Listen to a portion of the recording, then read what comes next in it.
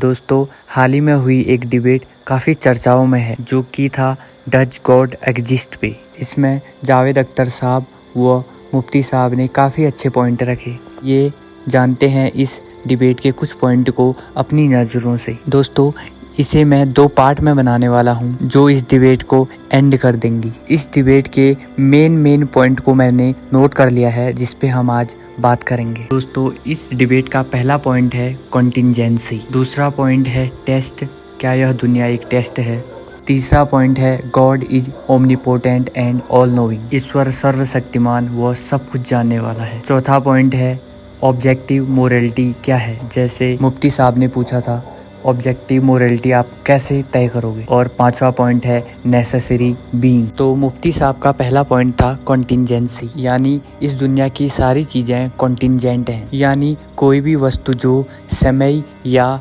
किसी फोर्स के दायरे में आती है वह कॉन्टिंजेंट है, मतलब वह किसी पे डिपेंडेंट है। तो यदि वह किसी पे डिपेंडेंट है तो उसे बनाने वाला भी कोई होगा। इसमें मुफ्ती साहब एक उदाहरण देते हैं कि जैसे एक आइलैंड पे एक पिंक कलर की बॉल पड़ी हुई है, तो हमारे दिमाग में पहला सवाल यही आएगा कि यह बॉल किसने बनाई, वो इसका कलर पिंक ही क्यों है। उसी तरीके से यह सवाल आएगा कि यह पूरी दुनिया किसने बनाई। तो मुफ्ती साहब कहते हैं कि जैसे कि गॉड एक दुनिया के बाहर की चीज है, तो इसको साबित करने के लिए आप साइंस का यूज नहीं कर सकते, पर इस दुनिया को समझने के लिए तो साइंस का यूज किया जा सकता है। तो आइए जानते हैं एल्बर्ट आइंस्टीन की एक थ्योरी, जिन्होंने एक सूत्र दिया E=mc²। मतलब दोस्तों, एनर्जी को मास में बदला जा सकता है व मास को एनर्जी में बदला जा सकता है, पर एनर्जी व मास को ना उत्पन्न किया जा सकता है,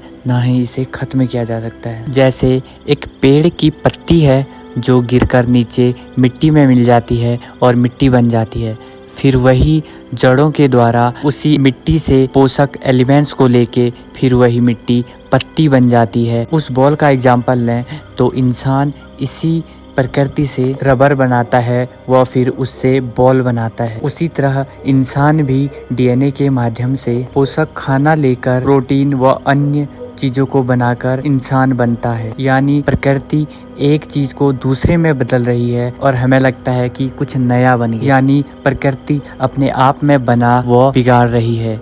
दूसरा पॉइंट है टेस्ट, यानी ये दुनिया एक टेस्ट है उस ऊपर वाले का। इस पर सवाल उठता है कि वह यह टेस्ट ले क्यों रहा है। इस पर उनका कहना है कि वह यह चेक करना चाहता है कि कौन उसको मानता है और कौन नहीं। वो कहते हैं कि गॉड सुपर नेचुरल है, सर्वशक्तिमान है और साथ में वह ऑल नोइंग भी है, यानी वह सब जानने वाला है। यदि वह सब जानता है, यानी वह यह भी जानता है कि कौन उसको मानता है, कौन नहीं मानता और कौन मानेगा, पर फिर भी वह टेस्ट लेता है। यह उसके ऑल नोइंग होने पे एक सवाल उठाता है। इस दुनिया में इविल क्यों है, बुराई क्यों है, इसके लिए वो लेके आते हैं इस कॉन्सेप्ट को कि इस दुनिया में टेस्ट चल रहा है कि कौन अच्छा है। यदि बुराई नहीं होगी तो अच्छाई का पता कैसे चले। यदि इस दुनिया में टेस्ट चल रहा है और गॉड ऑल नोइंग है, वह सब जानता है, तो मुजरिम को सजा देने की क्या जरूरत है।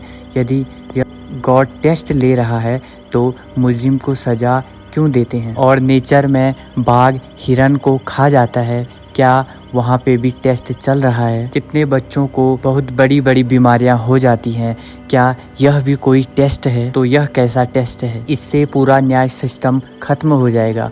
तीसरा पॉइंट है God is omnipotent and all knowing, यानी ईश्वर सर्वशक्तिमान व सब कुछ जानने वाला है। इसके बावजूद वह टेस्ट लेता है कि कौन उसे मानता है। इसमें कोई अर्थ दिखाई नहीं देता। यह कॉन्सेप्ट दुनिया में हो रहे सारे इन्वेंशन को रोक देगा। यदि गॉड सब कुछ जानता है तो जितनी भी बीमारियां हैं वह पहले से जानता है कि यह क्यों जरूरी है। यदि वह पहले से जानता है तो इन सब का इलाज ढूंढने की क्या जरूरत है। यदि वह सब जानता है तो कोई भी प्रॉब्लम जो लाइफ में है वह किसी न किसी वजह से है। इससे हम लाइफ की प्रॉब्लम सॉल्व करना छोड़ देंगे। वह सब सर्वशक्तिमान है पर फिर भी सब कुछ ठीक नहीं करता, जबकि वह कर सकता है। चौथा पॉइंट है कि आप मोरलिटी कैसे तय करोगे? यदि मुफ्ती साहब के अनुसार गॉड के द्वारा बताई गई बातें, यानी किसी रिलीजन की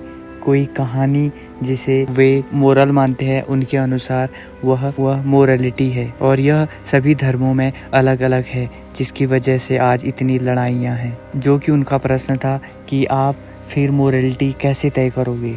यदि सभी लोग अपना अपना मोरल चुनने लगे कि उनके लिए क्या ठीक है, तो इस तरीके से हर किसी के लिए सही की परिभाषा अलग होगी। परंतु ऐसा नहीं है। किसी भी समाज की मोरलिटी तय होगी समझ से, अंडरस्टैंडिंग से और साथ में कंपैशन से। यदि कुछ लोग मिलके एक समाज में रहना चाहते हैं, तो उन सब की समझ कहेगी कि हम सब के लिए क्या सही है, और सभी उस चीज़ को अपनाकर एक सही समाज बनाएंगे। और इसी से आज भी तय होता है सभी की म्यूचुअल अंडरस्टैंडिंग से। और आखिरी पॉइंट है मुफ्ती साहब का, नेसेसरी बीइंग। और यही वह पॉइंट है जिसने गॉड को जन्म दिया। उनके ही अनुसार यह दुनिया एक कॉन्टिजेंट है और इसको बनाने वाला कोई सुपर नेचुरल या बियॉन्ड द नेचर, इस नेचर से परे होना चाहिए। और यहाँ पे उन्होंने एक गैप देखा, तो वे खुद ही बोलते हैं कि इसी गैप को पूरा करने के लिए एक नेसेसरी बीइंग, यानी किसी एक ऐसे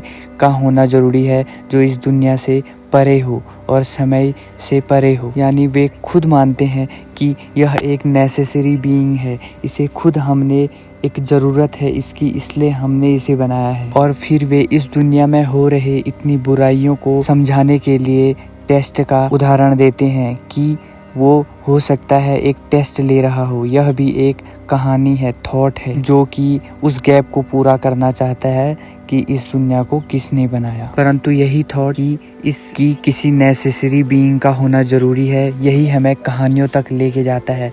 फिर इतने रिलीजन निकलते हैं और फिर आप देख ही सकते हो कि आपस में फिर लड़ाइयाँ चलती हैं। और साथ ही यदि वह जानते हैं कि यह एक नेसेसरी बीइंग है, यानी हमने खुद ही एक बनाया है कि कोई ऐसा होना चाहिए, तो फिर आप किसी कहानी के अनुसार कपड़ों का पहनना या किसी कर्म का करना, क्रिया करना, कोई पद्धति करना, वो सब क्यों करते हैं? यह सब तो हमने ही बनाया है। अगले पार्ट में जानेंगे कि मेरी इस पे क्या राय है, क्या नेसेसरी बीइंग का होना ज़रूरी है, क्या वह हो सकता है, इसके वजह से क्या मुश्किलें इस दुनिया में आ रही हैं।